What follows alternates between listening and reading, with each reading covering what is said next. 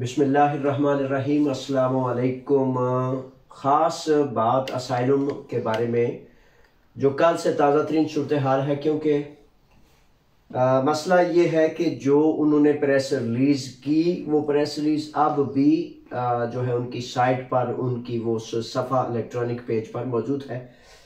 Asylum के हवाले से रीन्यू के लिए या मुख्तलिफ जो उनके मदारिज हैं उनके हवाले से जो नई और ताज़ा तरीन सूरत हाल है वो मैंने कहा कि आपको आगाह कर दूं, क्योंकि जब बंदा घर से चलता है ना तो ज़हनी तौर पर तैयारी हो कि भाई ये मामलात सामने आएंगे तो फिर वो थोड़ा सा इजी रहता है। बसूरत दिगर अनएक्सपेक्टेड सूरत हाल का सामना करने से बड़ी स्ट्रेस हो जाती है, खिंचाव हो जाता है, टेंशन हो जाती है। तो मैं चाहता हूँ कि खिंचाव और टेंशन से जितना हम एक दूसरे को बचा सकते हैं वो बचाएं। अच्छा, कल मंडे को और आज ट्यूसडे, सोमवार और मंगल को जितने भी नौजवान वहां गए उन्होंने ये बताया कि उन्होंने एक पर्ची हमें दी और कहा कि भाई 7 नवंबर से लेकर 30 नवंबर तक जो है वो आप नहीं आएंगे। अच्छा, ये मैं हरगिज़ नहीं कह सकता नहीं आएंगे, लेकिन जो उन बच्चों ने कहा कि भाई, उन्होंने कहा कि दोबारा आपने पर्ची पे क्या लिखा था, बड़ा अहम बात है। मैंने वो दोनों चीजें इस आज के लाइव प्रोग्राम के ऊपर लिख दी हैं। वो पर्ची के ऊपर उन्होंने क्या लिखा है, जो उनकी वो एक साइट है migration.gov.gr, migration.gov.gr। ये जनाब उन्होंने कहा है कि इस पर आपने जाना है, अपना ताज़ा आपने अपॉइंटमेंट लेना है और फिर आपने 30 नवंबर के बाद यहां आना है।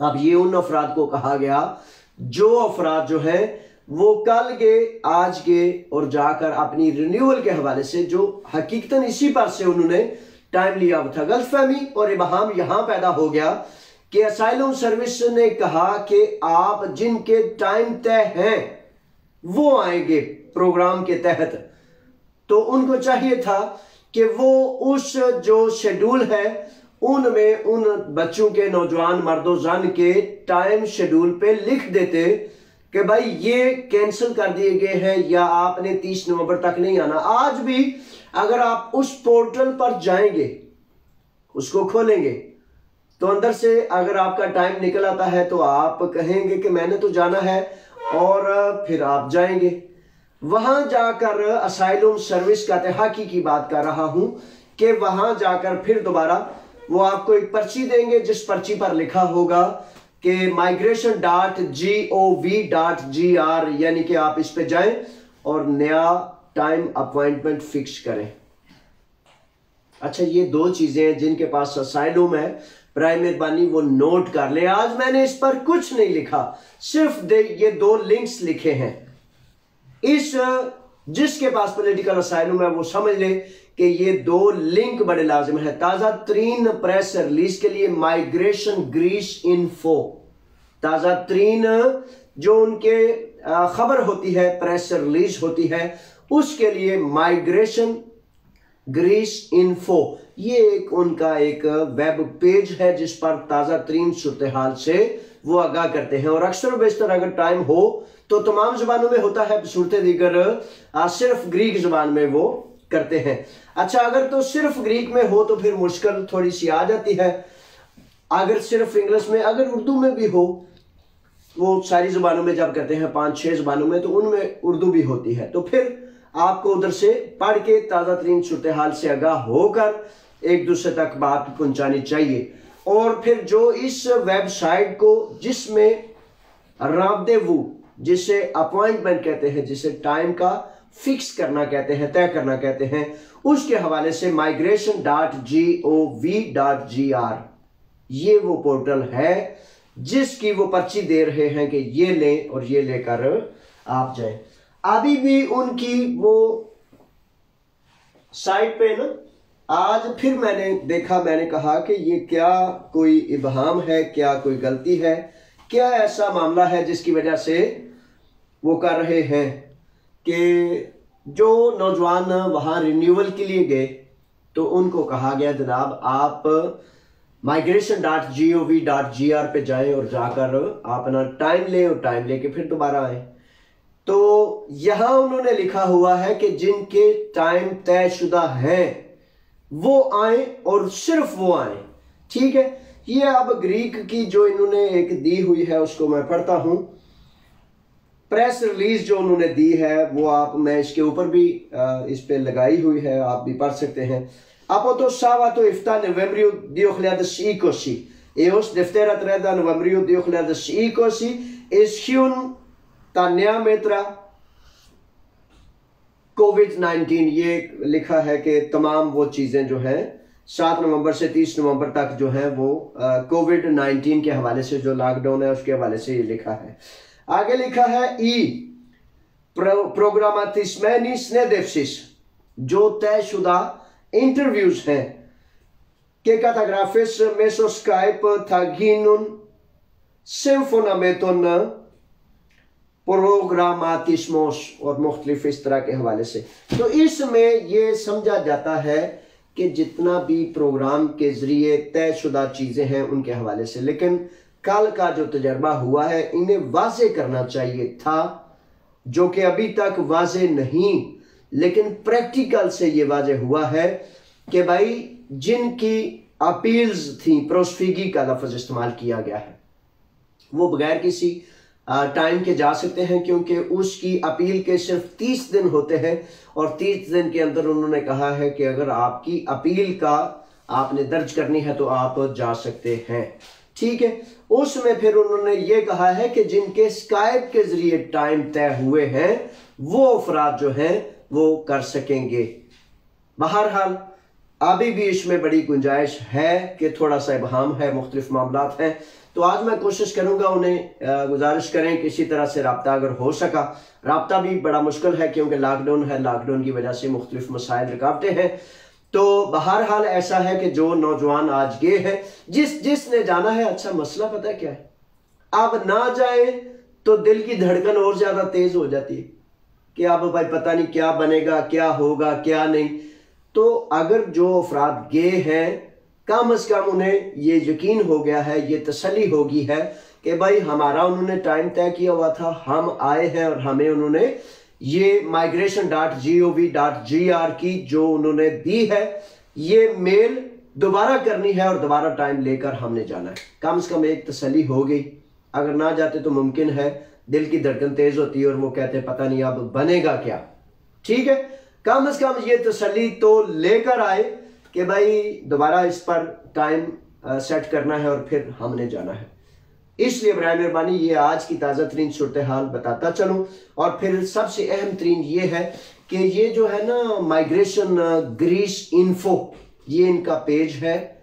असाइलम रखने वाले सारे साथियों से गुजारिश है कि ये आज कुछ भी ऊपर नहीं लिखा, सिर्फ ये 2 लिंक लिखे हैं, क्योंकि ये 2 लिंक हर उस फर्द के लिए बड़े लाजिम है, बड़े ज़रूरी हैं जिसके पास असाइलम यानी कि सियासी पनाह की दरखास्त का बुनियादी पहले स्टेज पर, दूसरे स्टेज पर या बाकायदा अदियादामनी इनकी वजह से है। तो उन सब के लिए ये बहुत अहम और ज़रूरी है। ठीक है जनाब, ये अब आप इन दोनों चीज़ों को लिख लें और अपना नया रद्दमू बनाने के लिए जो है वो आपने migration.gov.gr पे जाना है। उनकी ताकीद कल और आज मंडे और ट्यूसडे, सोमवार और मंगल के दिन जितने लोग गए उन्होंने तहकीक से जो बात मुझ तक पहुंची वो मैं आपकी खिदमत में पेश कर रहा हूं। बाकी अब ये आपका अपना हकीकतन ये मामला है कि आपने फैसला करना है कि आप जा सकते हैं, जाना है, नहीं जाना, क्या करना है, क्या नहीं करना, क्योंकि उन्होंने हर उस रिन्यूअल वाले को वापस भेजा है कि 30 नवंबर के बाद नए टाइम के साथ आपने आना है। और जिनकी प्रोस्फिगी यानी कि अपील, जिनका कार्ड रिजेक्ट हो चुका था और उन्हें कातहकी के अंदर दोबारा अपील का हक दिया गया था, वो कहते हैं कि वो आएंगे और उनके लिए कोई टाइम की जरूरत नहीं। इसमें दोबारा उन्होंने एक लाइन में दोबारा जो बड़ी चेत से, बड़ी खास टोनों के साथ वो कही है, वो ये है कि मेसो स्काइप जो है वो अफराद आएंगे। मास्क, अपना हिफाजती इकदाम और तमाम जो मेतरा है उसको मद्देनजर रखते हुए। अभी तक इतना ही है। तो जैसे कि आज खावर शहजाद साहब का या बड़े सारे साथियों का आज, अच्छा एक सवाल इस सिलसिले में ये भी खावर ने भी किया और बड़े सारे साथियों ने किया कि वो जी हमें 4 से 7 बजे का टाइम दे रहे हैं। तो टाइम जो उन्होंने देना है, जाहिर है एक महकमा है, मुमकिन है कि उन्होंने कहा हो सुबह सारे इकट्ठे हो जाते हैं, तो इनको किस तरह फासला रखा जाए, किस तरह तकसीम किया जाए, किस तरह थोड़ा सा सुबह कुछ आए, कुछ दोपहर को आए, कुछ शाम को आए, तो मुमकिन है इस तरह उन्होंने वक़्त की बंदरबांट की हो। लेकिन जो उन्होंने कहा उसके हवाले से ही आपने करना है और वही मुनासिब है। ठीक है जनाब। जिन जिन साथियों का आज टाइम है, जैसे दोबारा कहता हूँ खावर शहजाद का टाइम है, तो ज़हन में ये लेकर जाना है कि वो कह रहे हैं कि आपने दोबारा जो है migration.gov पे दोबारा टाइम लेना है और लॉकडाउन के बाद आना है। अब ये हर एक में से आपका अपना फैसला है कि तसल्ली के लिए चक्कर लगाना है या नहीं लगाना। इस पर मैं चूंकि वही बता सकता हूं जो हुकूमत यूनान ने बताया है, वो आपकी खिदमत में मैंने पेश कर दिया। अल्लाह ताला आप सब की खैर करे, हिफाजत फरमाए। प्रदेश में वो बड़े मुश्किलात होती हैं। वो मियाँ साहब कहते हैं ना, देश अपने दिया वल्ला तू तुम्बे खो खो खाइए, ते प्रदेश मुल्क दिया बागा विचों मेवे खान ना जाइए। लेकिन मेवे खान आ गए हुए, आप क्या करें। हाँ जी, हकीकत तो यह है कि अपना ही देश दुनिया में सबसे प्यारा होता है। लेकिन काश मैं आप सब यहाँ आने की बजाय अपने देश में ही उसको तब्दील करने की, उसमें अदल की कोशिश करें। हकीकत है, ये मेरा ख्वाब है। हकीकत है कि कुछ भी हम यहाँ कुछ भी बन जाए, अपना देश, अपनी सरजमीन, अपनी मिट्टी, उसकी क्या ही बातें हैं। लेकिन मसला क्या है, क्यों वहां से हम सब हजारों लाखों करोड़ों लोग निकलते हैं कि अदल नहीं, रिश्वत सरेआम है, इंसाफ मुमकिन नहीं। एक छोटे से मोहल्ले के थाने में चले जाए तो अगर एक आप आम फर्द हैं और एक खास फर्द यानी कि मामे खां कोई टाइप, कोई जगह, कोई MNA, कोई MPA चला जाए, थानेदार साहब ने नहीं सुननी आपकी। आप अदल पर हैं, आप सच्चे हैं, वो गासिब हो, वो जालिम हो, वो जाबिर हो, थानेदार ने नहीं आपकी सुननी। तो इस तरह के निज़ाम है जिसकी वजह से मौजूदा कोई भी हुकूमत हो, मौजूदा कोई भी हुक्मरान हो, हकीकत है वो सियाने दाना कहते हैं कि अगर कत्ल का सुराग ना मिले तो हाकिम वक्त की गर्दन में पटा डाल लें, रस्सा डाल लें, उसे कहें कि इस कत्ल का सुराग क्यों नहीं मिलता। यानी कि हाकिम वक्त वो कसूरवार होता है। रिश्वत कितनी ली जाती है, जबर कितना होता है, जुल्म कितना होता है। मेरे मुल्क के छोटे छोटे नौजवान बच्चे अभी 10-11 साल की उम्र में होते हैं तो ख्वाब देखना शुरू कर देते हैं कि मैं यहां से कैसे भागूंगा, कैसे जाना है। और खुदा जानता है आप में से जो जो आया है अपनी जान तली पर, हथेली पर जान रख कर आता है, और उनमें से फिर सैकड़ों माएँ बिलबिलाती रहती हैं कि उनका बच्चा बॉर्डर पर रास्ते में हलाक हो गया।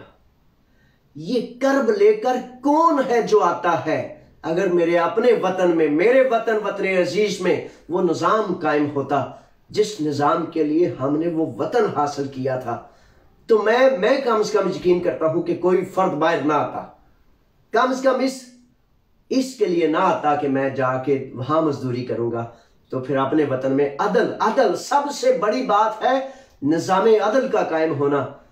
अगर किसी को खुदा ने माल दे दिया, दौलत दे दी, किसी ने खुद अपने जोर से बदमाशी से निज़ाम वो सारा माल इकट्ठा कर लिया, कोई गरीब के घर पैदा हो गया, कोई अमीर के घर पैदा हो गया, आप में से कौन है जिसके ये खुद अपने बस की बात है? कोई बहुत बड़ी जात बरादरी में पैदा हो गया, कोई बहुत छोटी जिसे आप हकीर समझते हैं उस बरादरी में पैदा हो गया, तो उसमें आपका क्या कमाल है या उसका क्या नुकसान है, उसकी क्या गलती है कि वो छोटी बरादरी में आ गया?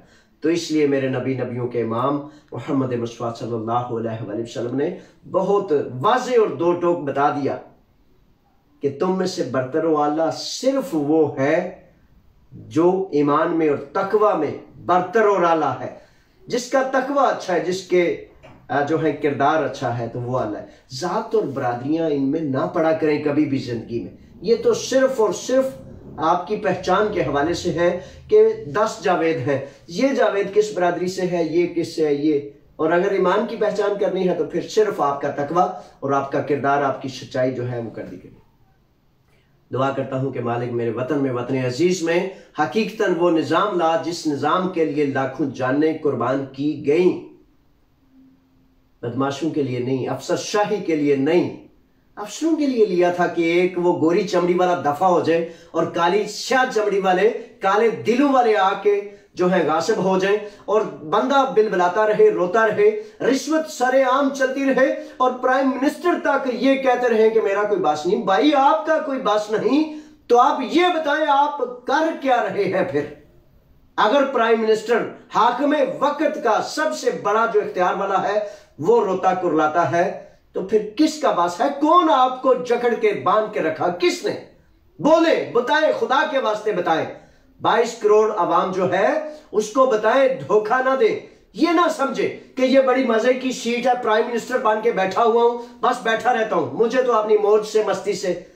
खुदा के वास्ते मेरे मुल्क का इतना ज़िया और नुकसान ना करें, इतना नुकसान उस सरजमीन का ना करें कि बच्चे जो हैं बाहर बेचारे अपनी जान हथेली पर रख के आते जाएं और एक तरफ आप कहें कि ये रीढ़ की हड्डी है क्योंकि 2, 4, 10, 50 अरब रुपए भेजते हैं, और दूसरी तरफ इनकी बात ही ना सुने। कोई नहीं सुनता, कोई नहीं सुनता इनकी बात। धोखा देते हैं आप हमें, फ्रॉड करते हैं, चीट करते हैं। खुदा के वास्ते मेरे नबी का वो बयान, जिसने धोखा दिया वो हम में से नहीं। जो मुसलमान है इस बातों को जाने। तो मैंने अक्सर सुना, आज सुबह वो बेचारा बच्चा एक कर रहा था, 6-7 बच्चे हैं, राना असगर नाम है, तो मेरा हाल 6 बच्चे हैं, 4 बच्चियां हैं, 2 बच्चे हैं। तो वो कहता है कि मैंने सुना है कि हुकूमत पाकिस्तान ने वो बोस्निया से भी मुआहदा कर लिया है, यूनान से भी मुआहदा कर लिया है, हमारे लोगों को वापस भेजे। तो मैंने कहा मेरे बच्चों, मेरे साथियों, मेरे भाइयों, मुआहदे कर रहे हैं। बच्चे कहते हैं कैंपों में कि हम इनकी रिश्वत और ना इंसाफ करने वाली बदमाशी की जो इनकी आदत है उनसे भाग कर इधर आए हैं और फिर इधर भी हमारी जान नहीं छोड़ते। मुआहदे करो, बिल्कुल करो, पाकिस्तान की इज्जत और वकार के लिए मुआहदे करो, लेकिन पहले मुआहदा करने से पहले लाजिम है, जरूरी है कि मेरे वतन में अदल का निजाम कायम करो, मेरे वतन को दुनिया में रुसवा ना करो। सफारतकारी के नाम पे आने वाले लोग जो हैं, आप देखें, आप अपने सफारत खाने में दाखिल नहीं हो सकते, इज्जत से, आबरू से नहीं दाखिल हो सकते। रिश्वत आपको देनी पड़ती है, उनकी बद कलामी आपको सुननी पड़ती है, जब चाहे सुने, जब चाहे ना सुने। तो करोड़ों अरबों रुपए लगाकर सफारतकारी की जाती है और उसका मतलब ये होता है कि वतन अजीज की इज्जत को सरबुलंद करना है। तो सरबुलंद कितनी कर दी गई है? ये अरबों रुपए, 70 सालों से अरबों रुपए लगा लगा के इतनी बुलंद कर दी है। दुनिया में सबसे नीचे जो पासपोर्ट है ना, वो आपके और मेरे वतन का, ये सफारतकारी कार्ड है। तो बहरहाल इसका मतलब और माना सिर्फ और सिर्फ ये है कि अगर वो नहीं आपकी तरफ ध्यान करते, वो हाकिमे वक्त नहीं, वो किसी ने लिखा कि ये जो मेरे मुल्क के हुक्मरान है ना, ये काम पे आने की तनख्वाह लेते हैं और काम करने की रिश्वत लेते हैं। काम पे आने की तनख्वाह 50 लाख रुपए और तनख्वाह के अलावा जो रिश्वत है वो 1 करोड़ रुपया। तो जब इस तरह के हुक्मरान और रेगेबान आ जाए तो फिर खुदा ही बचाए आपको। और उसका फिर एक ही हल है कि जब तक पाकिस्तानी कौम 20 करोड़ 22 करोड़ लोग नहीं बोलेंगे तो गासिब तो कभी नहीं। वो जो आपकी गर्दन पर जिसने हाथ रखा है, जब तक वो हाथ मोड़ेंगे नहीं, तोड़ेंगे नहीं, वो हाथ तो पीछे नहीं करेगा। उसने तो अपनी बदमाशी का टैका जमाना है। अच्छे लोग हैं, नेक नीयत लोग भी हैं, जरूर हैं, लेकिन अक्सरियत जो है वो इस तरह है कि वो हराम माल खाने पर सारी की सारी जिंदगी लगे हुए हैं। नस्ल दर नस्ल, वो नस्ल दर नस्ल, पता है कैसे? अंग्रेज के कौन से थे? अंग्रेज के ताबेदार जो थे वो उनको जागीरें दी गई 10, 20, 50, 100 मरबा। वही जागीरदार, वही मालदार, वही लोग अब भी कंट्रोल कर रहे हैं। तो ये नस्ल दर नस्ल अपनी कौम से बेवफाई और अपने अकाउंट से वफा करके उनकी नौकरी करके तो आप पर गासिब और काबिज है। अल्लाह करेगा इंशाअल्लाह फजल तआला मायूस नहीं होते, लेकिन करना पड़ेगा, कुछ करना पड़ेगा। करना क्या है? बोलें, सारे बोलें, सारे बोलें। जिस जिसके दिल में जिगर में ईमान की हरारत है वो सारे बोलें। मायूसी गुनाह है, कुफर है, सारे बोलें। और जब आप एक ऐसे अफसर, एक ऐसे सफीर, एक ऐसे बहुत बड़े मामे हाँ जो हकीकतन हराम खाता है, हराम करता है, अफसर तो वो है ना, निगहबान तो वो है जो आपकी निगहबानी करे, जो अपना फर्ज पूरा करे, जो अपनी ड्यूटी पूरी करे और कहे हाँ मैं आईने पाकिस्तान के तहत आपका नौकर हूं, आपका मुलाजिम हूं, आपके खून और पसीने से मैं खाता हूं, मेरे बच्चे आपके खून पसीने से बढ़ते हैं। और वो नौकर जो आपके सर पर चढ़ जाए, आपसे बदकलामी करें, बदजुबानी करें और फिर उन नौकरों को सर पे उठा के नीचे नहीं फेंकना चाहिए। नौकर तो होता है आपकी सहूलत के लिए, नौकर ये थोड़ा ही होता है कि वो आपको तंग करना शुरू कर दे। बहरहाल छोड़े, ये बातें इसलिए बड़ी जरूरी समझता हूं और करता रहता हूं ताकि मुस्तकिल हाल नहीं निकल सकता जब तक हमारे अपने वतन में अच्छे और नेक नियत लोग निज़ाम ना लेके आ जाए, कुरान का निज़ाम ना जब तक आ जाए, उस वक्त तक ये मसाइल, ये रिश्वत, ये बदमाशियां जारी रहेंगी। ना प्राइम मिनिस्टर को कोई फिक्र होती है, ना किसी छोटे मोटे मिनिस्टर को। अगले दिन वो ब्ले बेबेशी वालों की बात चल रही थी, तो ब्ले बेबेशी वालों ने बेचारों ने 8 साल, तकरीबन 8-9 माह 10 माह इंतजार किया। और किसी ये इन वो जुल्फी बुखारी साहब एक मिनिस्टर हैं शायद इमिग्रेंट्स के हवाले से, खुदा जानता है, मुझे नहीं पता ये लोग क्या करते हैं, आज तक नहीं पता क्या करते हैं। शायद आपस में एक दूसरे की खुशामद करते रहते हैं, आपस में एक दूसरे को बंदरबान करते रहते हैं या क्या करते रहे। उनकी एक बहुत पुरानी तस्वीर लगा के ना तो कहा गया जनाब वो ब्ले बेबेशी वालों को जो है वो सॉल्व करने के लिए कर रहे। अल्लाह ताला हम पर रहम करे और ये जान ले जब तक आपने अपने पांव पर खुद खड़े नहीं होना, खुद इनको नहीं पकड़ना, नहीं झंझोड़ना, इनको याद नहीं कराना कि ये आईने पाकिस्तान के तहत आपके मुलाजमीन हैं और मुलाजिम का काम, सिपाही का काम आपकी नौकरी करना होता है। तो जब तक आप याद नहीं कराएंगे, झंझोड़ेंगे नहीं, वो मेरे नबी के प्यारे प्यारे असहाब उमर फारूक ने पूछा ना कि अगर मैं अल्लाह और अल्लाह के रसूल के हुक्म से बाहर जाऊं तो क्या करोगे? तो एक और प्यारे खड़े हो गए, एक और मेरे नबी के गुलाम खड़े हुए, उन्होंने तलवार निकाली और कहा उमर अगर आप अल्लाह और अल्लाह के रसूल के हुक्म के मुनाफी जाएंगे तो हम इस तलवार से आपको ठीक करेंगे।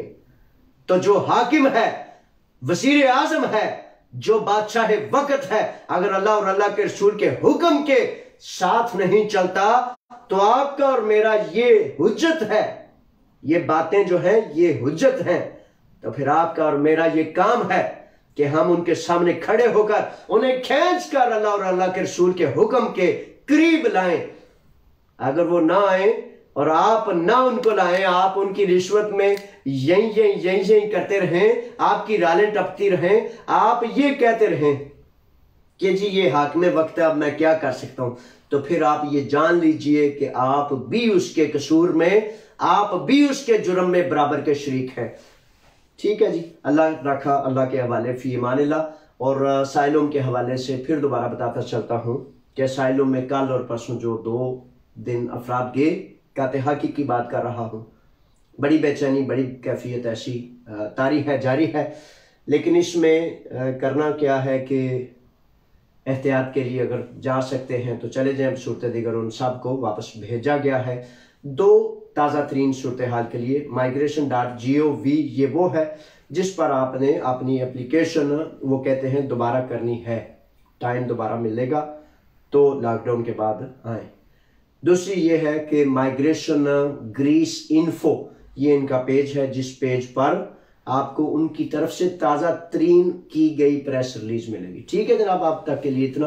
अल्लाह ताला आपका मेरा हामी नासिर हो और मालिक से दुआ है कि परवरदिगार हमें बेईमान और जलील लोगों में से ना उठाना, ईमानदार लोगों में से उठा, ईमान वालों में शामिल कर, और हमें या अल्लाह सारी जिंदगी कुव्वत दे कि हम तेरे सच के लिए, तेरे अदल के लिए जो गंदे तरीन लोग हैं, जो रिश्वत के निज़ाम पर, बदमाशी के और दजाली के निज़ाम पर यकीन रखते हैं, या अल्लाह हम मर जाएं लेकिन हमें ऐसी ज़िंदगी नहीं चाहिए जिस ज़िंदगी में किसी फ़िरौन की, किसी यजीद की अतात करनी पड़ दे, किसी दजाल के साथ मिल के हम कहें कि थोड़ी सी दुनिया मिल जाए। या अल्लाह हमें ये दुनिया नहीं चाहिए, सिर्फ वो दुनिया चाहिए जो तेरी रज़ा के साथ, तेरी मर्जी के साथ, पाकी और पाकीज़गी के साथ, तेरी हम्दो सना बयान करते करते जो गुजरे। हमें सिर्फ वो ज़िंदगी और वो रिज़्क, वो कामयाबियाँ, वो कामयाबी चाहिए।